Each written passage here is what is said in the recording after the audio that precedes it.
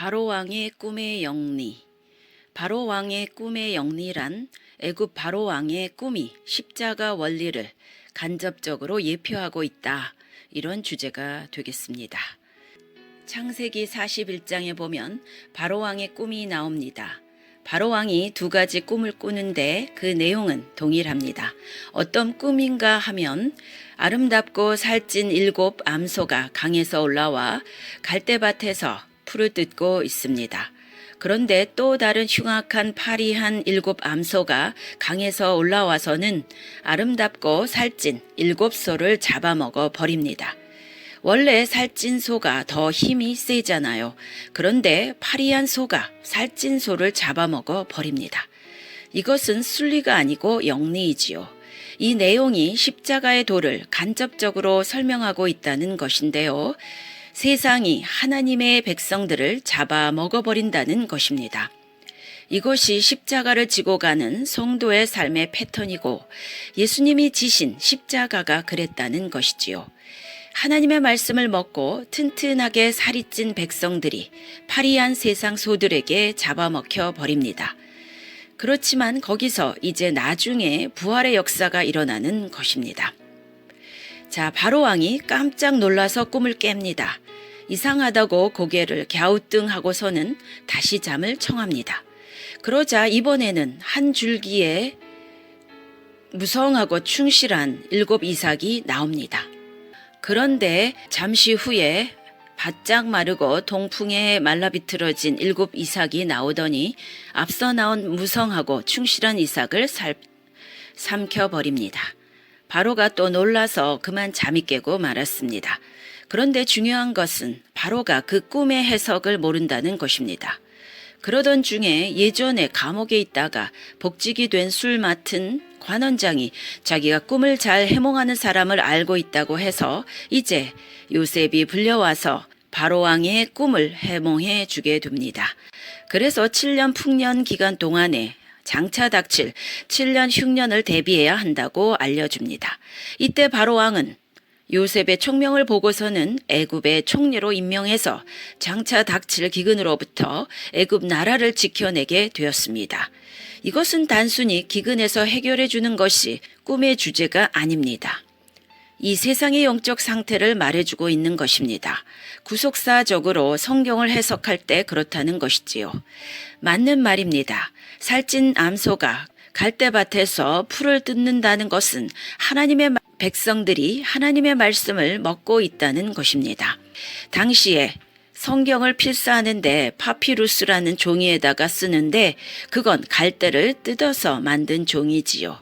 그러니 7 암소가 갈밭에서 풀을 뜯는다는 것은 영적인 의미로 볼 적에 하나님의 백성들이 말씀을 풍성히 먹고 있다는 그런 말이 되겠습니다. 계시록 11장에서도 보면 두 증인이 하나님으로부터 지팡이 같은 갈대를 받았습니다. 여기서 갈대도 영적으로 말씀을 상징합니다.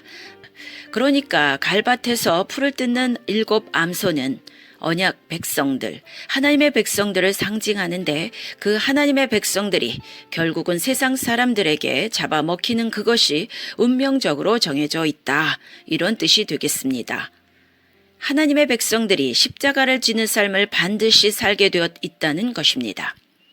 그렇게 잡아먹히고 그렇게 패하고 그렇게 손해보고 그렇게 억울한 일을 당하고 죽음을 당하는 가운데서 하나님의 공의가 나타나고 하나님의 심판이 나타나고 하나님의 부활의 능력이 나타나고 그 이후에 악인에게는 심판이요 그 잡아먹힌 하나님의 백성들은 부활하게 된다. 그런 뜻이지요. 그런데 언약 백성들이 죽임을 당해요. 누구에게 죽임을 당합니까? 말씀을 먹지 못한 육적 신자들에게 죽임을 당해요. 육적 신자들은 세상 사람들은 물론이거니와 교회를 다니면서도 육신적인 그런 신자들이 있다는 것입니다. 그런 육신적인 신자들이 영적인 신자들을 잡아먹습니다. 그래서 이 바짝 마른 육신적 신자들은 하나님의 말씀을 먹지 못하여 패역하고 흉악해요. 그리고 광포에서 하나님의 백성들을 핍박하고 죽이는 일을 자행하게 되는 것입니다. 그렇습니다. 세상 사람들 중에 실제로 교회를 핍박하는 사람은 많이 없습니다. 왜냐하면 관심 자체가 없으니까요. 누가 교회를 핍박하고 참 알곡된 하나님의 백성들을 괴롭히는가 하면 꼭 교인들이 그럽니다. 그러니까 교회 내 육신적인 신자들이 그런다는 것이지요. 파리한 암소들 말입니다. 자, 구약 내내 이러한 일들이 일어났습니다. 언약을 받은 백성들 또는 남은 자들이 언약을 받지 못한 자들로부터 핍박을 당하였어요. 요셉을 보세요. 요셉은 언약으로 난 자예요. 그런데 형들에게 버려짐을 당하잖아요. 이러한 흐름이 예수님이 오셨을 때에도 그대로 이스라엘에 나타났어요. 요셉은 예수님의 모형적인 인물입니다. 구약 역사 대대로 보더라도 하나님의 백성들은 거의 이렇게 약했어요. 강했던 시기 다윗 왕 때도 잠시 있었지만 그러나 대부분 경우에 하나님께서는 언약의 백성들을 약하게 만드십니다. 내가 너희를 택한 것이 수요가 많아서 너희 숫자가 많아서 택한 것이 아니다. 너희는 작은 민족이다. 그랬어요. 역사적으로 보면 항상 이스라엘 남쪽에 애굽이 있었지요. 북쪽에 아람이 있었고 아람 이후에 아수르가 있었고 그 이후에 바벨론 등 강대국이 항상 있었습니다. 늘 아래 위로 압박을 받았던 것입니다. 이스라엘 주변에는 모암, 에돈, 암몬, 또 블레셋 이런 나라들은 작은 나라였습니다만 남과 북에 큰 나라들이 있어서 크고 작은 나라들에 의해서 이스라엘이 계속 공격을 당하고 괴롭힘을 당하고 이러한 가운데 하나님께 부르짖어서 하나님의 구원이 나타나는 그러한 패턴이 즉 본문의 7 이삭 또 7 소와 비슷한 패턴이 구약 내내 일어났고 또 예수님의 십자가 당시에도 이러한 일이 일어났다라는 것입니다. 이게 바로 이 세상의 모습입니다. 이것이 바로 구속함 받은 백성의 역사, 십자가의 길인 것입니다.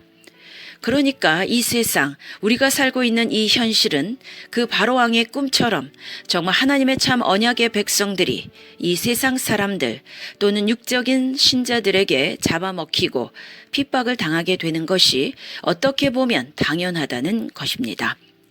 하나님이 이렇게 정하신 길이라는 것입니다. 그래서 십자가의 길을 가는 성도들은 너무 억울해할 필요가 없다는 것입니다. 잘 가고 있다는 것이에요. 진리에 속한 자들이 비진리에 속한 자들로부터 핍박과 죽임을 당하는 것입니다. 하나님을 믿는 그 하나님의 선한 백성들이 믿지 않는 악한 세상 사람들로부터 죽임을 당하는 곳이 바로 세상인 것입니다. 의인이 악인으로부터 핍박을 받고 죽임을 당하는 곳이 이 세상입니다. 바로 십자가의 길입니다. 하나님은 공의로우신 분이라고 그러잖아요. 하나님은 절대 공평하십니다. 그런데 어떻게 하나님 그 공의로우신 분이 의인이 죄인들로부터 악인들로부터 핍박을 받고 죽임당하는 것을 내버려 두실 수 있느냐, 방치하실 수 있느냐. 그러면 하나님이 불의하신 하나님이 되시지요. 하나님의 속성이 공의인데 하나님 보좌의 바탕이 공의라고 그랬잖아요. 시편 97편 2절 구름과 흑암이 그에게 둘렸고 의와 공평이 그 보좌의 기초로다. 구약에 그런 구절이 얼마나 많이 나옵니까? 그 공의의 하나님이 의인이 악인들로부터 핍박을 당하고 심지어 죽임까지 당하는 것을 내버려 두신다니까요. 공의롭지 못하시게 불의하시게 말입니다. 그러나 그것은 잠시 그렇게 하시는 것이지요. 왜요?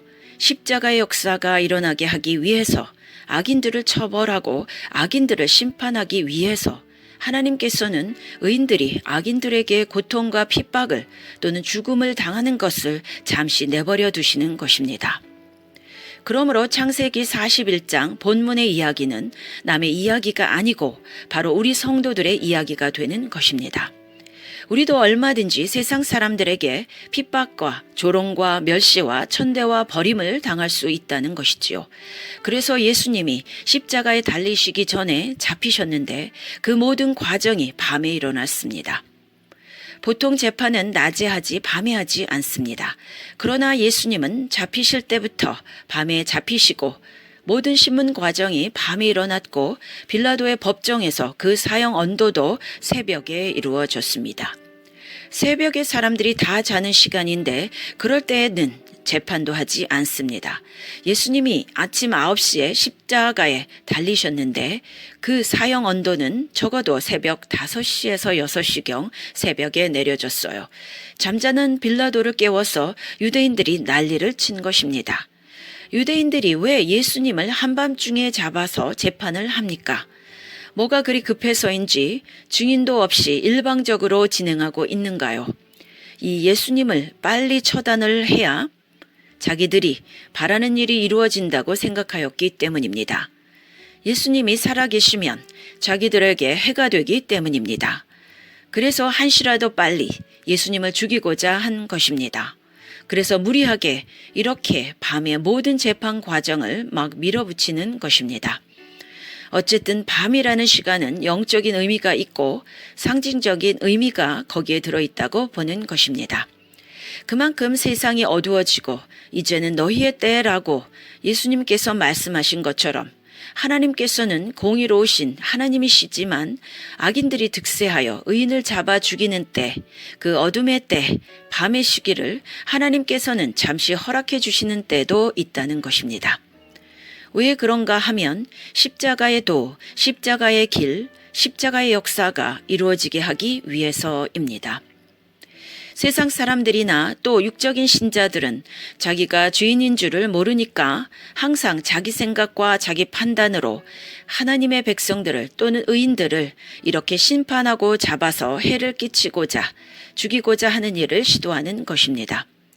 그렇게 하는 것이 이제 그 피해를 당하는 어떤 의인들, 하나님의 백성들에게는 어떤 면에서 하나님의 언약을 이루는 그러한 길이 되는 것이지요.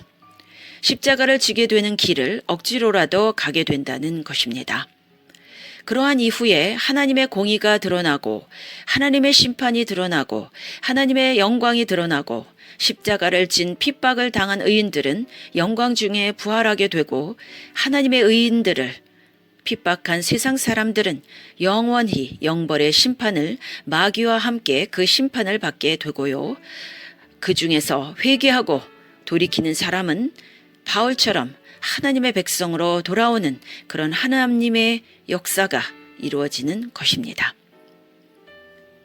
그러니까 이런 일들이 필연적으로 이 세상에서 일어나고 있는데 이러한 패턴을 우리가 알고 깨닫고 갈 적에 우리가 몰라서 어렵게 가기 쉬운 이 길을 알면 쉽게 갈 수 있다는 것입니다. 이러한 모든 일은 뱀이 뒤에서 사주하고 사탄이 뒤에서 조종한 일입니다. 뱀은 예수님을 죽이면 다 이기는 줄 알았습니다. 세상 힘으로 하나님이 하시는 일을 방해할 수 있다고 생각했습니다. 그래서 세상 힘을 동원하여 예수님을 죽이도록 뒤에서 사주한 것입니다. 이것이 세상 지혜요 뱀의 지혜입니다. 그런데 이 지혜가 바로 어둠의 지혜이지요. 이 어둠의 지혜를 예수님께서 부끄럽게 하시고 이기시는 길이 무엇인가 하면 바로 십자가의 길, 십자가의 지혜인 것입니다. 그래서 하나님께서는 창세전에 정하신 모든 언약을 이루시기 위해서 예수님을 죽게 하시도록 내버려 두셨는데 뱀은 그것을 꿈에도 모르고 그것이 오히려 이기는 길이라고 생각을 했는데 그것이 결국은 자기 무덤을 파는 길인 것이지요. 그래서 참 이게 오늘 우리 삶에 있어서도 큰 도전이요 딜레마인 것입니다. 바로 성도가 필연적으로 가게 되는 십자가의 길이지요. 세상 사람들 또는 육적인 신자들은 하나님 백성들을 계속 이기려 합니다. 힘으로 이기려 하고 모략으로 이기려 하고 어떠한 계계를 써서라도 이기려고 온갖 불법과 권모술수를 다 동원해서 기필코 이기려 합니다. 그런데 하나님의 지혜는 뭔가 하면 그것을 내버려 두시는 것입니다. 너는 져라. 너는 십자가에 달려 죽어라. 그렇게 해서 결국 하나님의 백성들이 세상 사람들에게 또는 육신적 신자들에게 밥이 되어 주는 것, 이 파리하고 쇠약한 그러한 소들에게 살찐 소가 밥이 되어 주는 것, 그것이 하나님이 이 세상을 구원하기 위한 구속사의 섭리라는 것입니다. 그런데 보십시오. 야곱 가문이 하나님의 구속사를 이어갈 수 있었던 것은 7년 풍년 때가 아니라 7년 흉년 때에 일어났습니다.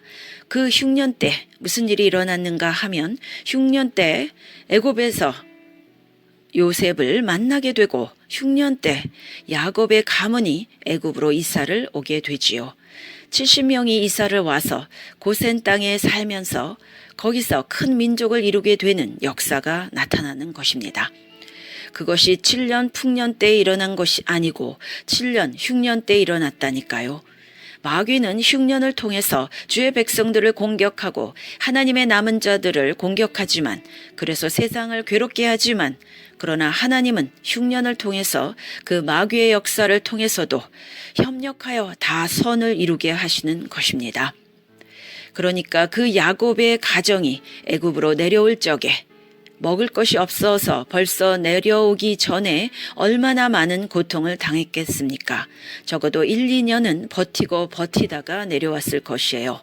그러나 그러한 흉년의 과정에서 하나님의 놀라운 구속의 역사가 이루어지고 하나님의 뜻이 이루어졌다는 것입니다. 오늘날 우리가 하나님의 백성들이 하나님의 남은 자들이 하나님의 언약의 자손들이 그 흉년의 날을 살아갈 적에 지나가고 통과할 적에 쇠역한 그 마른 소들에게 잡아먹히는 듯한 그러한 역사가 일어날 적에 예수님이 십자가에 달리실 적에 핍박을 당하고 괴로움과 어려움을 당할 적에 악인들은 온갖 권모술수와 온갖 불법적인 일들을 자행하지만 의인들이 그 어려운 일을 묵묵히 당하고 통과할 적에 우리 눈에는 보이지 않지만 하나님의 역사, 십자가의 역사는 거기서 이루어지고 있다는 것입니다. 그렇기 때문에 하나님께서는 그냥 자기 백성들에게 십자가의 길을 가도록 통과하도록 묵묵히 내버려 두신다는 것입니다. 거기서 일어나는 일을 한마디로 간단하게 설명하자면 성도들의 부활의 영광과 악인들에 대한 심판인 것입니다. 그 십자가를 통과한 그 의인들은 부활의 영광으로 천국에서 부활하는 것은 당연한 것이고요. 이 세상에서도 하나님께서 그러한 부활의 영광을 주실 것이에요. 그것이 이제 고센에서 이스라엘 백성들이 막 수백만으로 늘어난 것이 그때 당시의 부활의 영광이었지요. 그리고 의인을 핍박한 악인들은 하나님께서 그들을 심판하는 근거가 된다는 것이에요. 하나님께서 마귀를 심판할 수 있는 근거가 무엇이에요? 예수님을 잡아 죽였기 때문 아닙니까? 하나님께서 이 세상 악인들을 심판하는 근거가 무엇이에요? 그들이 하나님의 백성들, 의인들을 괴롭혔거든요. 그러니까 하나님은 공의의 하나님으로서 그 심판이 거기서 드러나는 것이지요. 오늘 우리는 이 세상에서 이루어지는 어떠한 일의 패턴을 보았다는 것입니다. 그 패턴을 다시 한번 말씀드리면 창세기 41장 바로왕이 꾼 꿈이 그 패턴을 보여주는 것입니다. 하나님의 백성들은 바로 그 패턴의 길로 가게 되어 있습니다. 즉 십자가의 길입니다. 알아도 가고 몰라도 이 길을 가게 되어 있지만 조금 그래도 뭔가 과정을 알면 어차피 가게 되는 이 길을 쉽게 갈 수 있겠지요. 아멘.